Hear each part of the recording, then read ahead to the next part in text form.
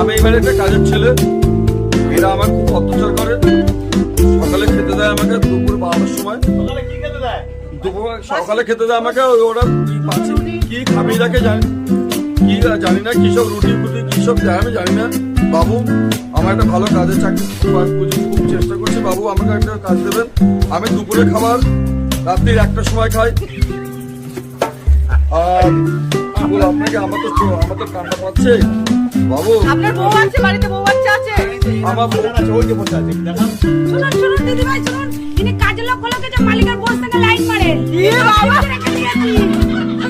শুনেছেন দিদি ভাই, একটু দেখুন। আপনি কি ওনার বউ? আপনি কি ওনার বউ? না না, আমি মালিকের বউ, কিন্তু থাকি ওনার সাথে।